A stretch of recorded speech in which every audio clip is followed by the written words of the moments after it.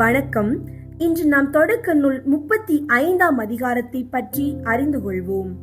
தொடக்க நூல் 35ஆம் அதிகாரம் யாக்கோபின் வாழ்க்கையில் மிக முக்கியமான திருப்பு முனையாக அமைந்துள்ளது. இது அவரது ஆன்மீக வளர்ச்சியை பிரதிபலிக்கிறது. கடந்த அதிகாரங்களில் யாக்கோபின் வாழ்க்கை சிக்கல்களையும் அவர் சந்தித்த நெருக்கடிகளையும் காணலாம். ஆனால் இங்கு அவர் மறுபடியும் இறைவனின் அழைப்பை ஏற்று முழுமையாக எவ்வாறு இறைவனுக்கு சமர்ப்பிக்கப்படும் ஒரு மனிதனாக மாறுகிறார் என்பதை காண்போம். வாருங்கள், தொடக்க நூல் 35ஆம் அதிகாரத்தை வாசிக்க தொடங்குவோம்.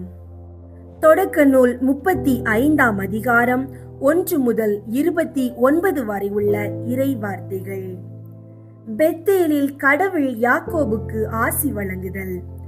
அப்பொழுது கடவுள் யாக்கோபை நோக்கி, நீ எழுந்து பெத்தேலுக்கு போய் அங்கே குடியிரு. உன் சகோதரன் ஏசாவிடம் இருந்து தப்பி ஓடிய போது உனக்கு தோன்றின இறைவனுக்கு அவ்விடத்தில் ஒரு பலிபீடத்தை எழுப்பு என்றார். யாக்கோபு தம் வீட்டாரையும் அவரோடு இருந்த அனைவரையும் நோக்கி, உங்களிடம் உள்ள வேற்று தெய்வங்களின் சிலைகளை அகற்றிவிட்டு உங்களை தூய்மைப்படுத்தி உங்கள் உடைகளை மாற்றிக்கொள்ளுங்கள். எழுந்து வாருங்கள், பெத்தேலுக்கு செல்வோம். அங்கே என் துன்ப நாளில் என் மன்றாட்டை கேட்டருளி நான் சென்ற விடமெல்லாம் எனக்கு வழித்துணையாயிருந்த இறைவனுக்கு ஒரு பலிபீடத்தை எழுப்புவேன் என்றார். அப்படியே அவர்கள் தங்களிடம் இருந்த எல்லா வேற்று தெய்வங்களின் சிலைகளையும் தங்கள் காதணிகளையும் யாக்கோபின் கையில் கொடுக்க அவர் அவற்றை செக்கேம் அருகில் இருந்த ஒரு கருவாலி மரத்தின் அருகே புதைத்தார். அவர்கள் புறப்பட்டு சென்ற பொழுது அவர்களை சூழ்ந்திருந்த எல்லா நகரத்தினருக்கும் கடவுள் திகிலூட்டினார். எனவே அவர்கள் யாக்கோபின் புதல்வரை துரத்தி செல்லவில்லை. இவ்வாறு யாக்கோபும் அவரோடு இருந்த எல்லா மக்களும் கானான் நாட்டில் உள்ள லூசி என்ற பெத்தேலுக்கு வந்து சேர்ந்தனர். யாக்கோபு அங்கே ஒரு பலிபீடத்தை கட்டி எழுப்பி தம் சகோதரனிடமிருந்து தப்பி ஓடின பொழுது கடவுள் தம்மை அங்கே அவருக்கு வெளிப்படுத்தியதால் அந்த இடத்திற்கு ஏபெத்தேல் என்று பெயரிட்டார். அப்பொழுது ரெபேக்காவின் பணிப்பெண்ணாகிய தெபோரா இறந்தாள். பெத்தேலில் அடிவாரத்தில் இருந்த ஒரு கருவாலி மரத்தடியில் அவள் அடக்கம் செய்யப்பட்டாள். எனவே அவ்விடத்திற்கு அல்லோன் பாகூத்து என்னும் பெயர் வழங்கலாயிற்று. யாக்கோபு பதான் அராமில் இருந்து திரும்பி வந்த பின் கடவுள் மீண்டும் அவருக்கு தோன்றி ஆசி வழங்கினார். கடவுள் அவரை நோக்கி, உன் பெயர் யாக்கோபு, இனிமேல் நீ யாக்கோபு என்று அழைக்கப்பட மாட்டாய். உன் பெயர் இஸ்ரேல் எனப்படும் என்றுரைத்து இஸ்ரேல் என்று அவருக்கு பெயரிட்டார். மேலும் கடவுள் அவரை நோக்கி, நானே எல்லாம் வல்ல இறைவன், நீ பலுகி பெருக கடவாய். ஓரினமும் மக்களினங்களின் கூட்டமும் உன்னிடம் இருந்து தோன்றும். அரசர்களும் உன் வழிமரபில் உதிப்பார்கள். ஆபிரகாம் ஈசாக்குக்கு நான் அளித்த நாட்டை உனக்கும் உனக்கு பின் உன் வழி மரபினருக்கும் கொடுப்பேன் என்றார். பின்னர் கடவுள் அவரோடு பேசிய இடத்தினின்று மேலெழும்பி சென்றார். யாக்கோபு தம்மோடு கடவுள் பேசிய அந்த இடத்தில் ஒரு கல் தூணை நினைவு தூணாக நாட்டி அதன் மேல் நீர்ம பலியையும் எண்ணெயையும் வார்த்தார். யாக்கோபு தம்மோடு கடவுள் பேசிய அந்த இடத்திற்கு பெத்தேல் என்று பெயரிட்டார். ராகேலின் இறப்பு. பின்பு அவர்கள் பெத்தேலை விட்டு புறப்பட்டனர். எப்ராதிற்கு சற்று தொலைவில் அவர்கள் இருந்த பொழுது அங்கே ராகேலுக்கு பேறுகாலம் வந்தது. அப்பொழுது அவர் மிகவும் வேதனைப்பட்டார்.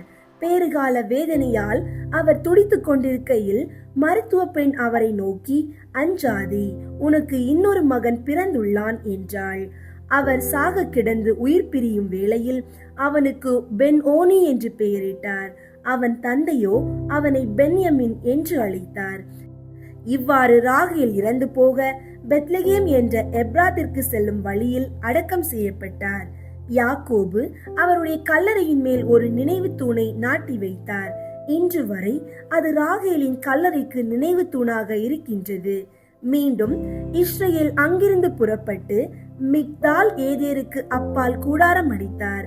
இஸ்ரேல் அந்நிலப்பகுதியில் குடியிருந்த பொழுது ரூபன் தன் தந்தையின் மறுமனைவியாகிய பிலகாவுடன் உடலுறவு கொண்டான். இஸ்ரேல் அதை கேள்விப்பட்டார். யாக்கோபின் புதல்வர்கள் 12 பெயர்களாவன. லேயாவின் புதல்வர்கள் யாக்கோபின் தலைமகன் ரூபன், சிமியோன், லேவி, யூதா, இசக்கார், செபுலோன். ராகேலின் புதல்வர்கள் யோசேப்பு, பென்யமின். ராகேலின் பணிப்பெண் பிலகாவின் புதல்வர்கள் தான், நப்தலி.